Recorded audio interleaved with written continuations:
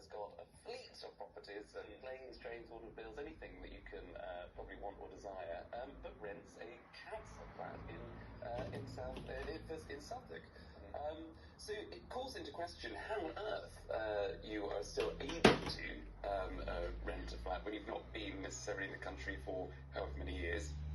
She was in London, and that's when she got her flat. That's where she met her husband, who was actually mounting his presidential bid. Yeah, raising cash in London town. Yeah.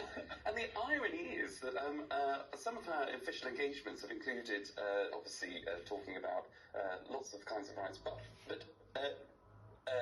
rejecting and talking against Western encroachment in African values and Eastern life. So it's beggars believe that you can still pop over every now and again back to your council flat when you don't live here.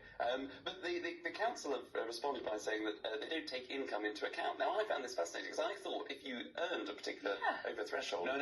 you shouldn't be There's nothing in national policy to stop a billionaire from being taken out of it. Well, that's a disgrace. Remarkable business. But there are 350,000 people in London on a waiting list for a council house.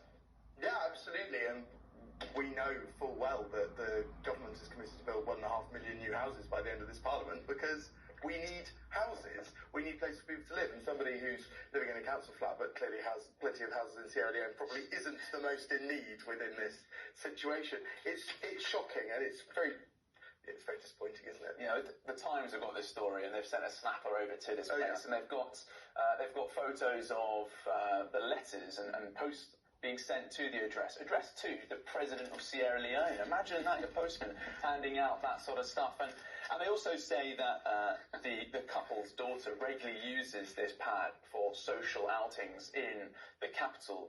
It's not a bad deal, is it, to be not only tied to an African power, but also have access to social housing in London? It's a fantastic benefit, and I'm sure it goes very well along with some MS handbags and a yacht. I think they've got a yacht, they've got a villa on the seaside, 20 bedrooms or something. And a gaff in Southwark. Well, before we move on to the next story, we should say that neither the First Lady, nor President Bio, nor Tigda Soli responded to requests for comment, and Southwark Council declined to comment on an individual case, but a spokesman said that social housing tenants have a right to stay in their homes regardless of income, unless they fail to meet the obligations in their tenancy agreement. Where this is in doubt, we perform regular checks and investigations to determine whether these obligations are being met.